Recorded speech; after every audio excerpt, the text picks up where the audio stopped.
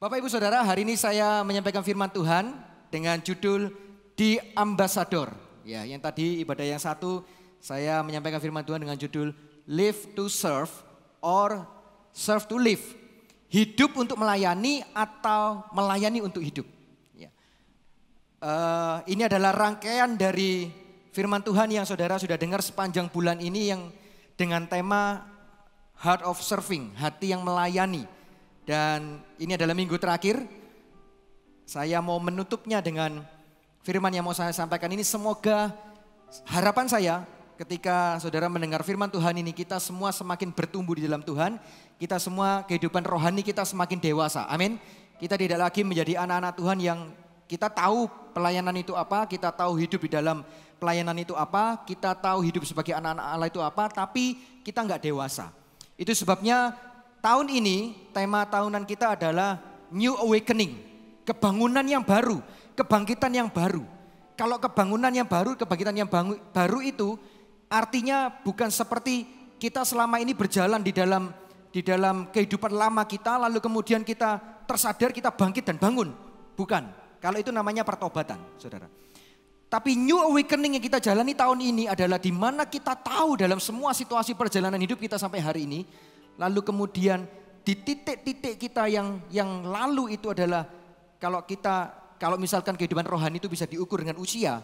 Seandainya yang lalu itu kita menginjak usia 5 tahun, katakanlah begitu ya, usia kerohanian kita. Di titik itu ada banyak aspek di hidup kita, kita harus bangun, melek gitu ya, buka mata, melihat kepada beberapa hal yang kita harus pahami dengan benar. Seperti yang mau saya sampaikan siang hari ini. Tadi pagi saya cerita ada sebuah kesaksian, seorang kehidupan seorang yang bernama Ibu Meriana Rungkat. Kalau Bapak Ibu Saudara pernah dengar. Beliau adalah seorang ibu rumah tangga biasa yang kemudian bertobat, percaya kepada Tuhan dan melayani Tuhan dengan semua apa yang dia bisa. Seorang ibu rumah tangga.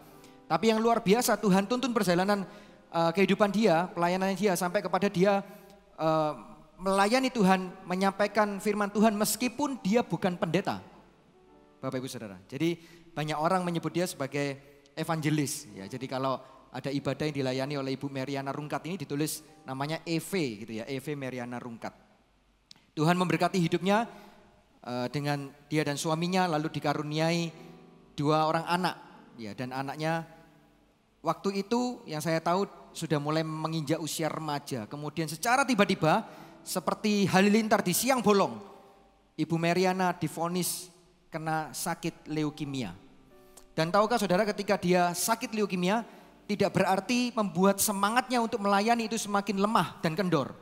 Ibu Meriana ini mengambil keputusan untuk dia menulis sebuah buku tentang perjalanan imannya, tentang perjalanan hidupnya. Dan kemudian dia beri judul buku itu Iman di Atas Garis. Ya, Bapak Ibu Saudara bisa cari kalau mau tahu. Saya tidak berhasil menampilkan foto dan bukunya, saudara bisa cari. Tapi yang mau saya ceritakan begini, kenapa saya ngomong kita harus dewasa, kita harus melek mata, kita harus buka, harus bangun gitu ya. Wake up gitu dari kondisi kita. Bukan dari kondisi keterpurukan, tapi dari kondisi yang kita sudah menjadi, bukankah tahun yang sebelumnya kita sudah dimurnikan. Dan kita sudah bertumbuh kan. Setelah kita bertumbuh ada banyak tempat, titik di hidup kita yang kita harus tetap bisa bangun. Tersadar kembali ya. Salah satunya kalau kita bicara siang hari ini mengenai pelayanan adalah begini. Bahwa di dalam dunia pelayanan tidak ada jaminan bahwa Anda akan sehat selama-lamanya.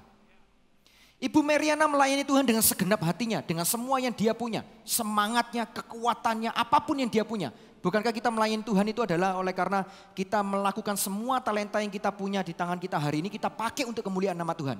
Amin. Ibu Meriana melakukannya, tapi dia divonis leukemia. Dan dia enggak berhenti, dia tetap melayani. Dan saya, oleh karena salah seorang dosen saya waktu saya sekolah teologi itu adalah sahabat karib dari Ibu Meriana, saya beberapa kali dapat cerita tentang keadaan Bu Meriana ini. Jadi ada satu waktu ketika dia, karena harus menjalani pengobatan yang dalam waktu yang cukup panjang, itu ada satu waktu ketika kondisinya cukup baik, dia bisa melayani. Jadi dalam kondisi yang seperti itu dia masih bisa khotbah, saudara. Dan selain dari itu bukan hanya pelayanan di atas mimbar yang dia lakukan, tapi dia juga menghubungi temannya, menguatkan, mendoakan, mendukung, mengkonseling, apapun yang dia bisa kerjakan untuk kerajaan Allah, dia lakukan. Singkat cerita, dia berhasil menyelesaikan bukunya dan ditutup dengan berita bahwa dia pulang ke pangkuan Bapa di sorga. Bapak Ibu Saudara, kalau kita masuk dalam dunia pelayanan, tidak berarti kalau kita melayani, kita semakin diberkati. Tadi pagi saya sudah sampaikan bahwa itu adalah pengajaran-pengajaran yang salah. Saya tahu bahwa orang-orang yang melayani itu pasti akan diberkati, ya. Tapi tidak berarti kalau kita masuk dalam dunia pelayanan, terjun dalam dunia ini, kita semakin diberkati. Enggak, saudara. Perhatikan bahwa Yesus itu Allah yang maha mulia, dari tahtanya dia turun ke dunia, tujuannya cuma satu, untuk Anda dan saya. Artinya yang dia berikan itu bukan cuma berkatnya, hidupnya, dirinya itu loh sudah diberikan kepada Anda dan saya. Jadi jangan lagi kita ngomong kalau kita masuk pelayanan supaya kita semakin diberkati. Jangan lagi ngomong kalau kita masuk pelayanan supaya doa-doa kita semuanya dijawab. Jangan lagi ngomong kalau kita masuk pelayanan supaya kita mendapat mujizat. Itu pemahaman-pemahaman yang dangkal. Mohon maaf siang hari ini saya harus ngomong terang-terangan dan gamblang. Karena kita sudah bukanlah anak Tuhan yang baru lahir. Baru menjadi Kristen, kita harus tahu. Tidak berarti kalau kita melakukan banyak hal yang menurut kita seolah-olah kita itu menolong Tuhan di dalam seluruh bidang aspek pelayanan, lalu kita seolah-olah akan mendapat tambahan berkat gitu ya, lebih gitu, plus dibanding dengan yang lain. Itu pengajaran yang salah. Siang hari ini kita akan lihat sama-sama di Ambasador, ya. Kita buka firman Tuhan di dalam Efesus 2 ayat yang ke-10. Efesus 2 ayat yang ke-10, saya akan bantu bacakan untuk Bapak Ibu Saudara sekalian. Efesus 2 ayat 10, karena kita ini buatan Allah, diciptakan dalam Kristus Yesus. Nah ini, untuk melakukan pekerjaan baik yang dipersiapkan Allah sebelumnya. Ia mau supaya kita hidup di dalamnya. Sekali lagi saya bacakan ya, karena kita ini buatan Allah. Katakan saya buatan Allah. Nah kurang mantap, sekali lagi, saya buatan Allah. Diciptakan di dalam Kristus Yesus untuk melakukan pekerjaan baik. Katakan saya mau melakukan pekerjaan baik. Yang dipersiapkan Allah sebelumnya. Ia mau supaya kita hidup di dalamnya. Katakan saya mau hidup di dalam Kristus. Amin. Nah sedikit latar belakang tentang kitab Efesus yang baru kita baca. Efesus itu bercerita banyak hal tentang bahwa orang-orang percaya gereja Tuhan itu adalah tubuh Kristus. Katakan tubuh Kristus. Nah kalau Bapak Ibu Saudara baca kitab Kolose, Kolose itu akan menjelaskan tentang bahwa Kristus kepala dari gereja. Jadi Kolose ngomong Kristus itu kepala gereja, Efesus bicara bahwa gereja tubuh Kristus. Indah ya firman Tuhan ya. Nah di dalam tubuh Kristus itu tentunya banyak anggota tubuh. Tentunya karena tubuh maka banyak anggota tubuh. Kalau banyak anggota tubuh berarti banyak fungsi. Kalau kita bicara tentang pelayanan ada banyak fungsi-fungsi pelayanan di dalamnya. Kalau saudara masih mengikuti khotbah saya beberapa bulan yang lalu yang berjudul Servant of God, saya di sana menjelaskan tentang berbagai macam pelayanan baik yang di dalam gedung gereja maupun yang di luar gedung gereja. Karena pelayanan tidak hanya bisa dibatasi oleh tembok-tembok dinding gereja. Ada banyak pelayanan di luar gedung gereja. Artinya juga ada banyak pelayanan di luar dari panggung yang ada di depan sini. Tidak hanya terkotak oleh karena batas panggung, maka yang di luar panggung menjadi bukan pelayanan. Enggak. Nah, banyak fungsi, banyak bagiannya. Tetapi yang namanya anggota, maka setiap bagian yang satu dengan bagian yang lain akan saling mendukung, saling menyokong. Amin Bapak Ibu Saudara. Nah, bukankah setiap kita yang sudah melayani, nanti saya akan perlihatkan kepada saudara bahwa definisi pelayanan itu bukan hanya orang-orang yang secara resmi atau formal itu mendaftarkan diri ke gereja. Saya tahu walaupun bulan ini adalah kita membuka pendaftaran Servolution. Seingat saya minggu lalu sudah terakhir. Tapi kalau hari ini melalui firman hari ini saudara tahu bahwa Roh Kudus mengetuk hati saudara dan saudara harus daftar, silakan daftar saudara. Ya. Tapi tidak dengan maksud merendahkan atau mengurangi maksud dari Servolution. Tapi saya mau berkata secara gamblang sesuai dengan firman Tuhan bahwa pelayanan tidak hanya dibatasi oleh yang namanya kegiatan yang harus mendaftar ke gereja. Karena banyak pelayanan yang bisa dilakukan tanpa harus mendaftar di gereja. Tapi kalau saudara bisa dan punya kesempatan, punya waktu, punya tenaga untuk bisa mendaftar, silakan daftar. Karena begini, kalau saudara baca nanti Efesus itu, dan saudara ikuti khotbah saya yang tadi, yang pagi, hidup untuk melayani atau melayani untuk hidup. Ya, kalau saudara dengarkan itu, bahwa yang disebut oleh pelayanan itu adalah banyak hal yang kita kerjakan, bahkan kadang-kadang kita salah. Menganggap kalau kita melakukannya itu di dalam lingkungan ruangan gerejawi ini saja, maka itu disebut pelayanan. Maka itu disebut artinya kepada Tuhan. Tapi kalau yang kita lakukan itu di luar gerejawi, maka bukan pelayanan, kita salah. Karena 2 Korintus menjelaskan bahwa kalau kita melakukan sesuatu lewat hidup kita kepada orang-orang yang ada di sekitar kita, lalu mereka itu mendapat berkat dari yang kita lakukan, Paulus ngomong gini, dalam dirimulah nilai itu ada, bahwa kamu menjadi suratan yang terbuka. Dengan kata lain, apapun yang kita lakukan sebagai anak-anak Allah, sebagai duta Allah, perwakilan Allah, yang kita bisa lakukan untuk meneruskan, memancarkan sinar kemuliaan Tuhan itu bagi dunia yang gelap ini, maka apapun yang saudara lakukan disebut sebagai melayani Tuhan. Itu sebabnya Kolose 3 ayat 23 berkata, segala sesuatu lakukanlah seperti untuk Tuhan. Kalau saudara baca perikopnya, itu ngomong apa sih? Apakah khusus ngomong tentang pelayanan gerejawi? Enggak. Kolose 3 ayat 23 itu ngomong tentang hubungan suami dengan istri, istri dengan suami, orang tua dengan anak, pimpinan dan bawahan. Ngomong tentang itu saudara. Lalu ditutup dengan kalimat, lakukanlah semuanya seperti untuk Tuhan. Dengan kata lain, kalau Anda adalah seorang pemimpin, saudara memperlakukan bawahan saudara sebagai duta Allah, sebagai anak Allah, lakukanlah seperti nilai-nilai firman Tuhan yang telah ditetapkan untuk kita anak-anak Allah. Maka Anda melakukannya kepada Tuhan, meskipun tidak langsung secara gerejawi. Itu maksudnya. Nah, hidup orang percaya itu adalah hidup yang oleh karena kasih karunia Tuhan. Amin. Kita semua ini ada di sini oleh karena kasih karunia Tuhan. Kita ini mengenal nama Yesus di hidup kita itu oleh karena kasih karunia Tuhan. Betul ya? Nah, seseorang yang menerima kasih karunia Tuhan, paling tidak dia menerima 3 hal dalam hidupnya. Nah, apa itu? Dia akan menerima yang namanya mandat, berkat, dan janji. Setiap kali kasih karunia masuk kepada hidup seseorang, katakanlah kalau saya dulu bertobat menerima Yesus Tuhan itu kelas 3 SMP, saudara. Katakanlah ketika kelas 3 SMP itu saya bertobat dalam sebuah KKR di sebuah gereja. Waktu altar call saya maju lari ke depan, saya nangis, saya bertobat di sana, di detik yang sama saya terima baptisan Roh Kudus. Ya. Katakanlah sejak saat saya lari ke altar call itu, ke depan itu, lalu saya mengakui Engkau sebagai Tuhan dan Juru Selamat, itulah detik di mana saya terima kasih karunia keselamatan hidup saya.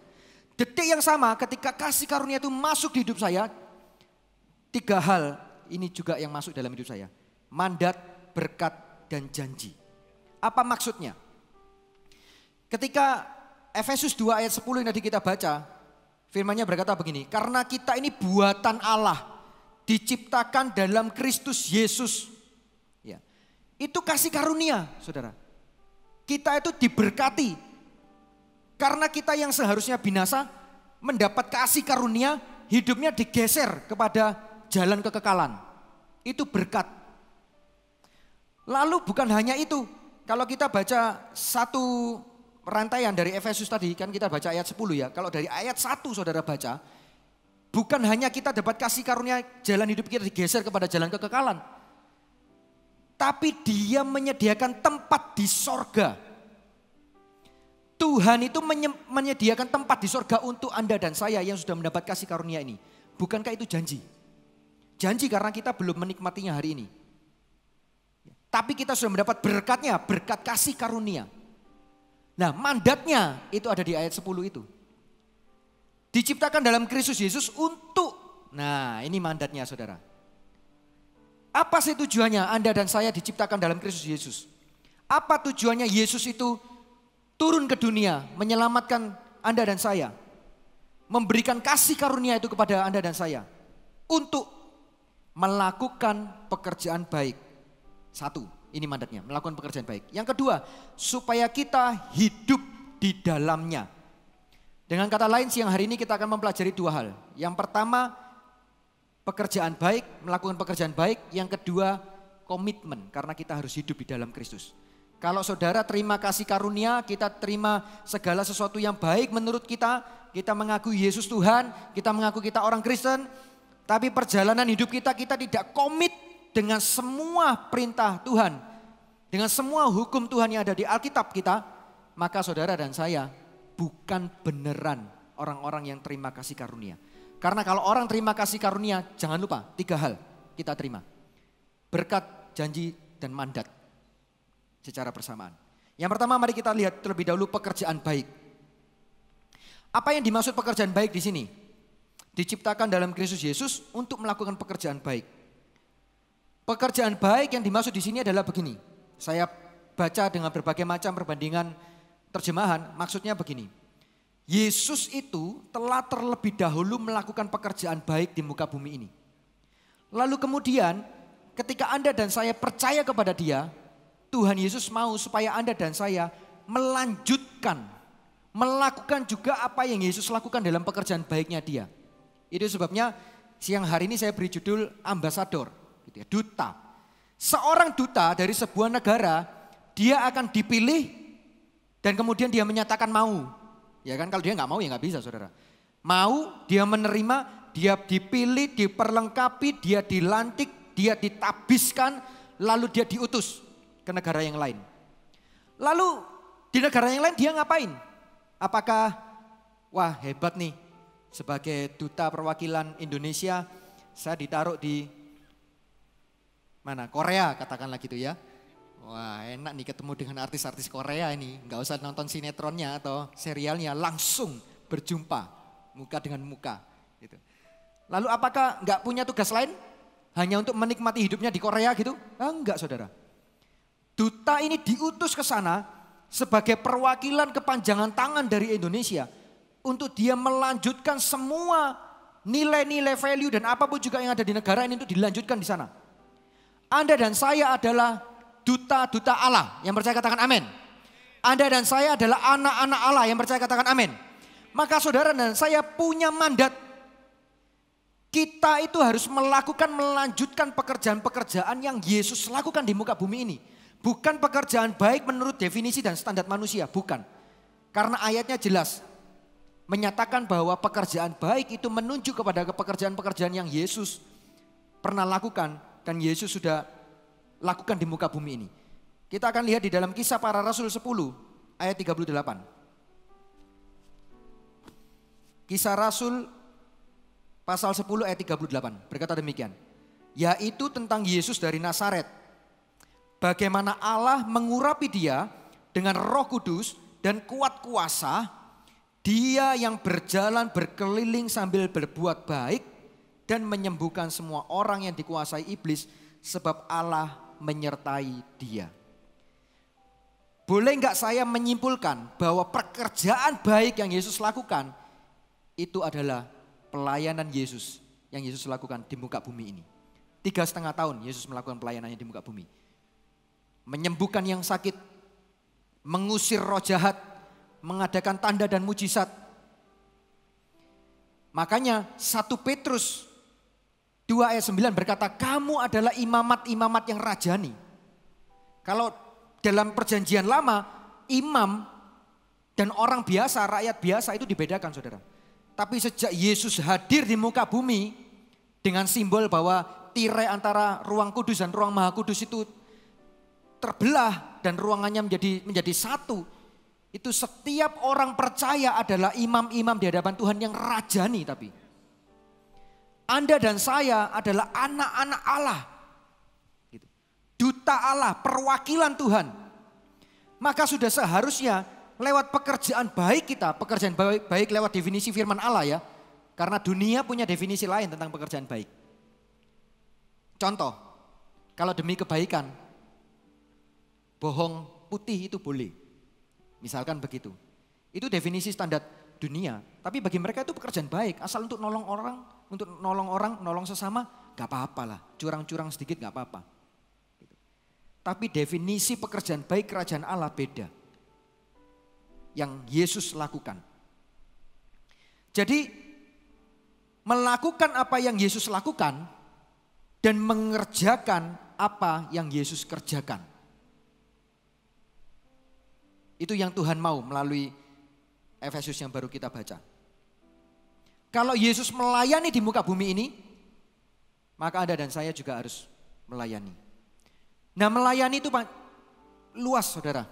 Di zaman Yesus, yang namanya melayani tidak seperti sekarang ini harus daftar servolution. Murid-murid Yesus gak daftar servolution, saudara. Semua pekerjaan yang Yesus lakukan, dia lakukan itu sudah namanya melayani. Amin. Itu sebabnya kalau saudara tergolong dari orang-orang yang mungkin belum masuk dalam bilangan yang daftar secara formal kepada gereja untuk melayani, jangan berkecil hati. Mungkin sebagian dari saudara terhalang oleh karena waktu, oleh karena macam-macam gitu ya, transportasi atau apalah, kesehatan dan segala macam. Saudara nggak bisa melayani yang secara formal daftar di gereja. Tapi tidak berarti saudara tidak bisa menjadi pelayan Tuhan. Karena saudara adalah duta Allah. Saudara adalah perwakilan Allah. Tadi pagi saya sharing, saudara bisa berdoa. Beberapa waktu yang lalu ada program doa, berdoa untuk pemimpin-pemimpin gereja. Saudara bisa ambil waktu di rumah. Saudara mungkin gak punya waktu kalau harus terlibat pelayanan worship ministry misalkan. Atau multimedia ministry gitu. Saudara gak punya waktunya untuk datang kumpul training dan lain sebagainya. Tapi saudara boleh mendedikasikan waktu saudara dalam satu hari 24 jam itu. Mungkin 1 jam. Kalau gak bisa mungkin 30 menit. Kalau nggak bisa mungkin 15 menit secara khusus saudara dedikasikan. Saudara berdoa secara khusus untuk pemimpin-pemimpin gereja. Supaya Tuhan urapi, supaya Tuhan jagai, supaya Tuhan tolong. Apakah itu namanya bukan pelayanan? Mungkin saudara tidak dicatat dalam buku pelayanan gereja Muar Sharon sebagai volunteer gereja. Tapi nama saudara dicatat di buku kerajaan sorga bahwa Anda adalah pelayan-pelayan Tuhan. Yang percaya berikan tepuk tangan buat Tuhan kita. Pekerjaan baik. Jangan lelah, jangan jemu-jemu, terus lakukan pekerjaan baik. Dimanapun saudara berada, karena Anda dan saya adalah utusan-utusan Allah. Amin. Yang berikutnya, supaya kita hidup di dalamnya. Komitmen. Mengapa perlu komitmen? Karena begini, ya ini yang saya cerita, yang saya mau jelaskan untuk saudara dan saya. Ayo kita beranjak satu tingkat lebih dewasa. Dibutuhkan komitmen karena ketika kita melangkah masuk dalam dunia pelayanan, kita tidak akan mendapati atau berjumpa hal-hal yang menurut mata kita indah ketika kita belum melangkah ke dalamnya. Kita berpikir kalau kita melayani kita akan bertemu dalam kumpulan orang-orang yang kudus. Gitu. Kita berpikir kalau kita melangkah dalam pelayanan kita akan menjadi orang-orang yang otomatis menjadi rohani seketika. Kalau bisa diukur dengan level gitu tiba-tiba pokoknya daftar pelayanan aja gitu. Langsung levelnya naik, srut gitu, naik ke atas gitu. Kita berpikir kalau kita melayani seperti tadi yang saya jelaskan supaya kalau aku doa cepat dijawab oleh Tuhan karena kan aku pelayannya Dia. Dan banyak hal. Tapi faktanya ketika kita masuk dalam dunia pelayanan yang namanya masalah akan tetap ada masalah. Seperti cerita Ibu Meriana Rungkat tadi yang saya ceritakan. Dia toh tetap harus menghadapi sakit penyakitnya dia, leukemia. Dan bukan hanya itu. Saya tahu saya tahu banyak anak Tuhan yang berjuang lewat sakit penyakit dan Tuhan mengadakan mujizat dan sembuh. Tapi Ibu Meriana tidak mengalami yang demikian. Dia tetap di masa sakitnya tetap melayani Tuhan, tetap setia melakukan pekerjaan yang bersifat kekal, tapi toh dia harus meninggal lewat sakit penyakit itu. Tapi ini fakta. Kita nggak boleh tutup mata dalam hal yang seperti ini. Kita harus tahu supaya Anda dan saya bangkit bangun secara rohani. Kita menjadi lebih dewasa bahwa kalau aku masuk dalam dunia pelayanan, aku tahu bahwa pekerjaanku yang kulakukan itu untuk Tuhan semata. Oleh sebab itu kalau ada halangan, rintangan, apapun juga permasalahan, kesulitan, harusnya tidak dapat membuat semangat Anda dan saya menjadi kendor dalam melayani. Kita menjadi kecewa dalam dunia pelayanan karena ada gesekan tertentu. Kita menjadi kecewa dan mundur oleh karena ada beberapa hal permasalahan yang terjadi di dalamnya. Harusnya tidak terjadi demikian. Tidak terjadi yang seperti ini karena kita melakukannya itu untuk Tuhan. Amin. Efesus 2, saudara bisa catat ayat 4-9 itu mau bercerita begini. Oleh karena rahmat dan kasih-Nya yang besar, membangkitkan dan menghidupkan kita. Kita yang seharusnya mati, tapi oleh karena kasih dan rahmat-Nya yang besar, kita itu dibangkitkan. Bukan hanya itu, kita dihidupkan di dalam Kristus Yesus. Padahal seharusnya kita mati dalam dosa. Kasih karunia Allah lah yang menyelamatkan. Itu adalah pemberian Allah. Nah, Efesus 2 ayat 4-9 itu mencoba menjelaskan tentang ini. Saya rangkum dengan kalimat saya supaya cepat saudara ya. Saudara tahu, untuk memberi kita status sebagai duta Allah, untuk memberi kita, Anda dan saya status sebagai anak Allah, Yesus Kristus itu melakukan sebuah perbuatan yang menggegerkan sorga dan jagat raya. Dengan apa? Dia Allah yang bertata di tata yang mulia, turun jadi manusia. Dia turun jadi manusia saja, itu sorga geger, saudara. Karena siapa dia? Allah, pencipta langit dan bumi dan semuanya ini. Dialah penyebab utama. Gitu. Dialah sang kausa prima. Kalau segala sesuatu itu ada oleh karena diciptakan dan diadakan. Tapi dia ada karena dia memang sudah ada. Dia yang ada dan yang sudah ada ini yang penuh dengan kemuliaan. Turun jadi manusia. Jadi dalam wujud seperti sosok yang dia sendiri ciptakan. Itu menggegerkan sorga. Saudara. Kemudian bukan hanya berhenti sampai di situ. Kalau cuma jadi manusia gitu, terus cari pengikutnya banyak, percaya sama ajarannya, ayo bareng-bareng ke surga gitu masih enak. Dia jadi manusia lalu dia rela mati lagi. Dan cara matinya dia pilih mati yang paling hina. Di zaman itu, di zaman pemerintahan Roma, yaitu dengan cara disalib. Orang yang sudah matinya disalib saudara, hukuman mati salib itu sudah gak ada harganya. Sangat-sangat gak ada harganya. Itu penghinaan yang sudah paling hina. Gak ada lagi. Dia ketika memutuskan turun dari surga, dia sudah memilih jalan yang harus dia lalui. Bahkan tempat untuk lahirnya pun dia telah memilih. Bukan ranjang dengan kelembutan dan keempukan yang begitu rupa. Ada merek-merek tertentu kalau saya sebut saudara ngerti maksud saya. Tapi dia memilih palungan. Palungan itu tempat makan saudara, tempat makannya hewan. Sudah pilih, untuk turunnya saja loh dia sudah pilih. Matinya pun dia pilih. Cuman satu tujuannya, supaya Anda dan saya, supaya semua orang yang percaya dalam nama Yesus, hidupnya dipindahkan dari gelap kepada terang yang ajaib. Oleh sebab itu hari ini poin kedua, komitmen itu Anda dan saya butuhkan ketika kita berjalan melangkah dalam pelayanan. Kenapa? Ya karena ini alasannya. Karena ada Allah yang sudah ada dan yang ada itu penuh dengan kemuliaan. Menggegerkan sorga dengan turun jadi manusia. Dan menjungkir balikan semua tatanan hidup ini dengan dia mati ternyata Allah itu. Dan matinya memilih cara yang paling hina. Seorang sejarawan bernama Flavius Josephus, sejarawan Yahudi, bukan orang yang percaya Yesus. Mencatat karena dia sejarawan. Dia catat setiap sejarah yang terjadi. Dalam bukunya yang ke-13, dia catat ada seorang Yahudi namanya Yesus Kristus. Dijatuhi hukuman oleh Pilatus oleh karena desakan orang banyak. Dan tidak diketahui apakah kejelasan kesalahannya. Dia catat dengan jelas itu. Jadi dia cerita ada seorang namanya Yesus, orang Yahudi. Dijatuhi hukuman yang menjatuhi Pilatus. Tapi hukuman itu dijatuhkan oleh karena desakan orang banyak. Ini sejarawan loh saudara. Dibuktikan dengan sejarah. Yesus bukanlah isapan jempol. Yesus bukanlah dongeng. Seorang sejarawan ini mencatat. Lalu catatannya dia gak berhenti sampai di sana. Dia mencatat bahwa dia dijatuhi hukuman mati dengan disalib. Kemudian dikabarkan dia bangkit. Dan terbukti dia menampakkan diri ke beberapa muridnya. Bayangkan saudara. Siang hari ini saya mau berkata, siapa yang berkata aku anak-anak Allah? Angkat tangan saudara.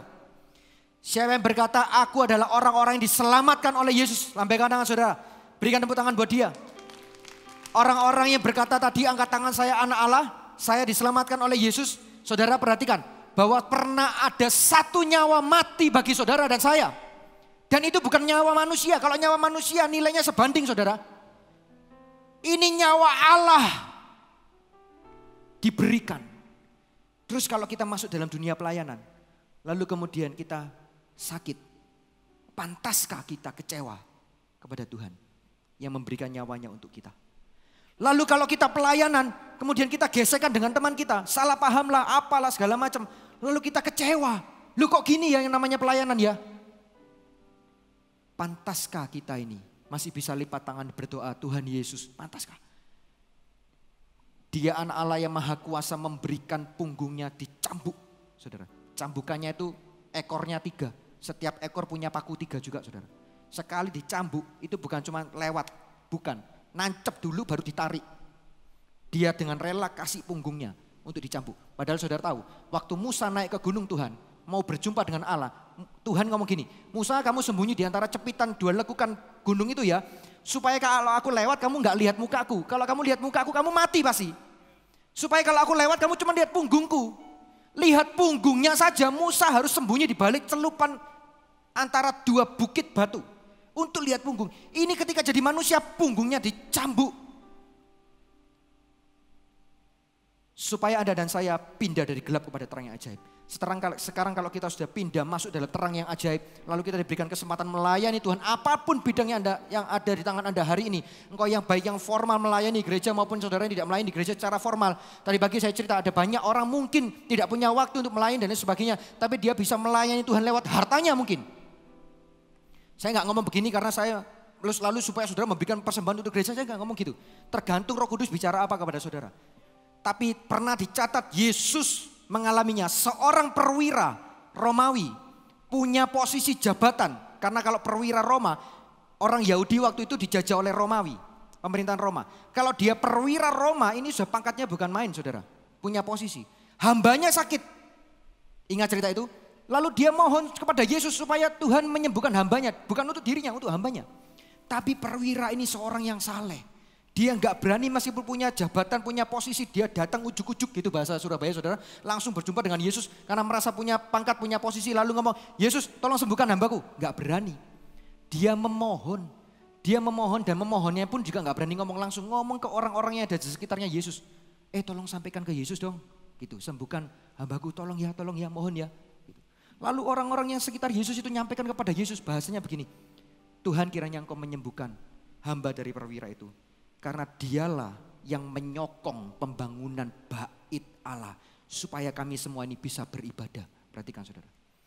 Apakah perwira ini tidak dicatat di buku surga bahwa dia adalah pelayan Allah? Dia pelayan Allah. Mungkin hari itu status dan posisinya dia tidak bisa membuat dia secara legal mudah melayani karena dia orang Roma. Dia bisa ditangkap, dipenggal saudara. Apalagi kalaupun dia memberikan diri melayani belum tentu orang Yahudi bisa menerima karena hukum tradisi. Di luar orang Yahudi nggak boleh menjadi imam. Situasinya sulit tapi tidak membuat dia tidak bisa berbuat apa-apa.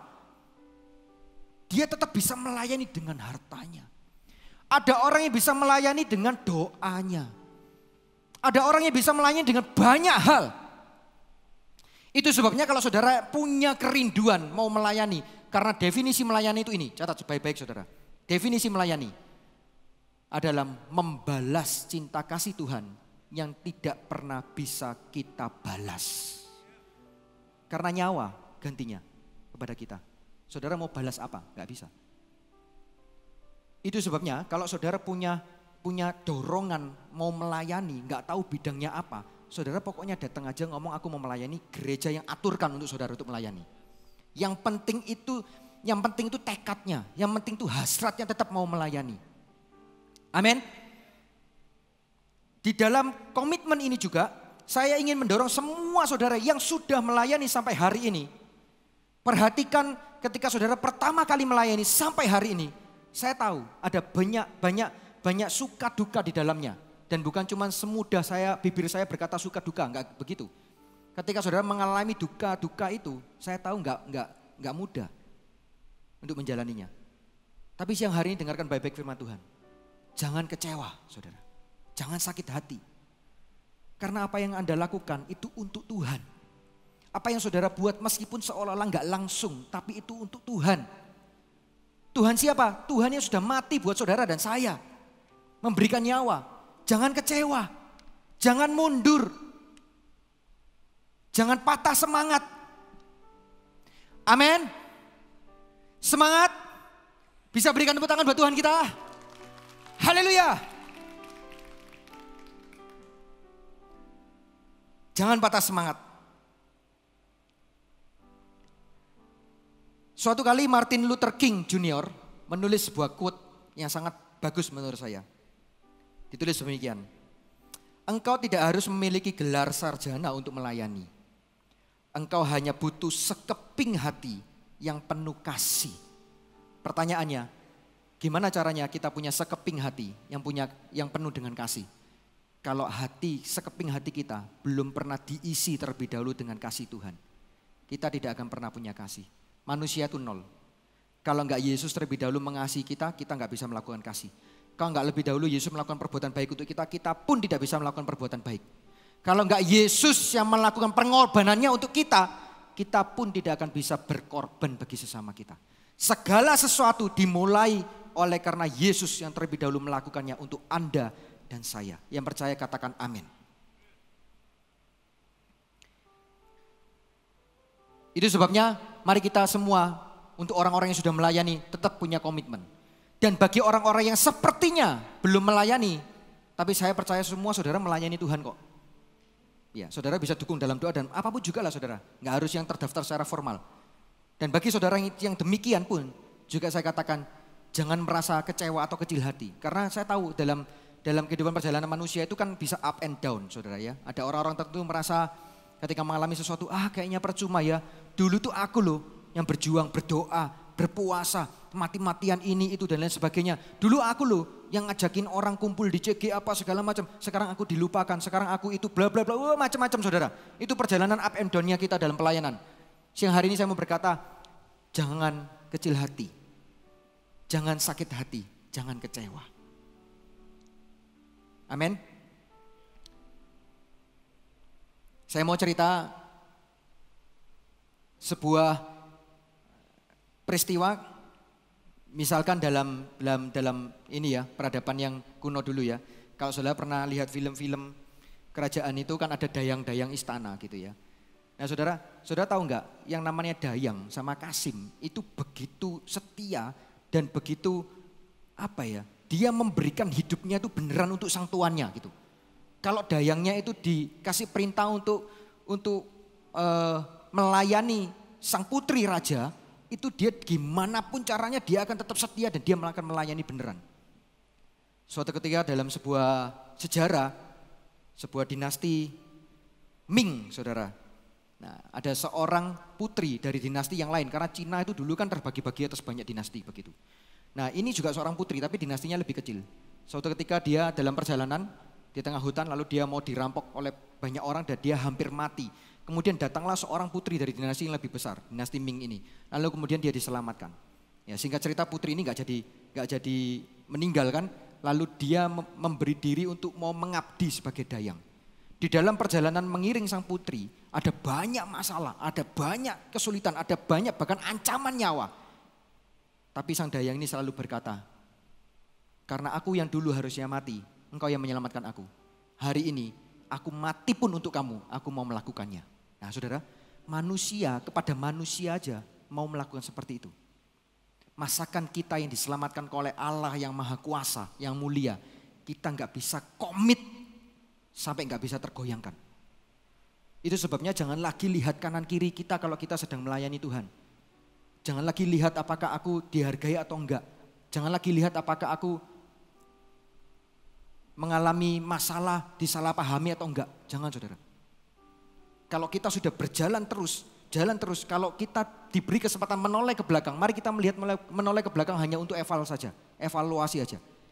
Tapi jangan kita lihat semua pahit-pahit, getir-getirnya yang duka-duka yang kemarin itu nggak perlu lagi, sudah biarin.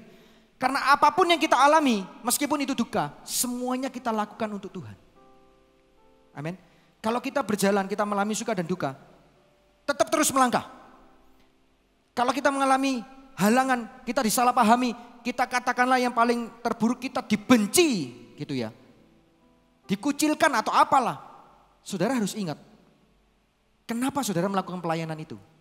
Karena aku mau membalas cinta kasih Tuhan yang tidak pernah terbalas itu. maka aku nggak peduli, aku tetap akan melangkah melayani. Aku akan tetap melangkah melayani, tetap melangkah melayani.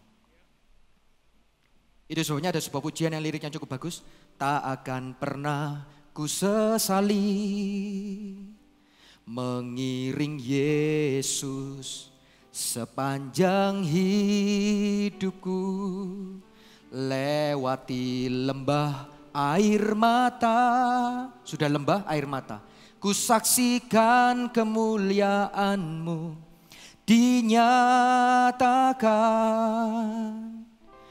Berapapun harga yang harus ku bayar, ku kan tetap setia melayani, mengasihi-Mu, mengiring-Mu seumur hidupku. Janji-Mu kan tetap ku pegang teguh sampai ku dapat mahkota kehidupan.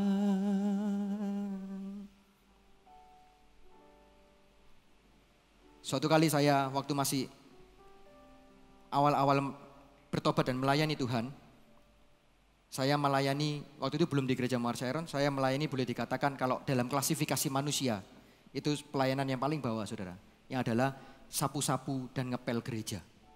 Karena waktu itu saya sebagai gabung di Tunas Remaja, belum remaja ya, Tunas Remaja gitu. Itu ibadahnya Sabtu sore hari, dan saya Sabtu siang hari setelah pulang sekolah, itu saya harus ke gedung gereja karena harus bersih-bersih, sapu dan ngepel, bersihin semua, bersihin kaca jendela gereja dan semuanya gitu ya. Terus panggungnya gereja, karpetnya masih jauh lebih bagus yang ini. Karpet yang jelek dan gereja itu nggak punya vacuum cleaner, jadi saya harus pakai penebah kayu, itu harus ditebahi gitu. Yang awal mula kita para anak remaja-remaja banyak, sekitar 10-15 orang, Tuhan pernah buat kesempatan, nggak tahu gimana caranya, waktu saya datang ke gereja itu, nggak ada satupun yang muncul, saya sendirian.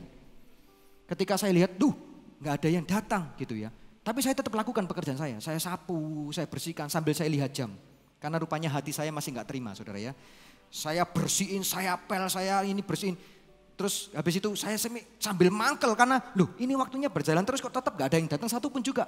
Lalu karena saya waktu itu mungkin ya Tuhan izinkan karena Tuhan membentuk saya. Saya kumpulkan semua sampah di ruangan main hall itu. Lalu saya kumpulkan, saya tumpuk di depan pintu masuk. Dengan harapan saya nanti yang berikutnya kalau masuk buka pintu biar tahu ini loh sampahnya segini. Gitu kok gak ada yang datang. Saya kumpulkan di sana lalu kemudian saya tebahi panggungnya itu, karpetnya, saya kerjain. Waktu saya tebahi, muncul kata di hati saya begini, apa yang kamu lakukan? Terus kemudian saya berhenti dari saya menebah itu. Saya berhenti, saya diem. Terus saya mikir juga, iya, saya ngapain di sini? Saya ngapain setiap Sabtu pulang sekolah? Saya nggak pulang rumah, masih pakai seragam sekolah saudara. Tapi saya izin sama papa mama saya. Saya ke gereja, saya melakukan semua pekerjaan saya. Nggak dilihat orang.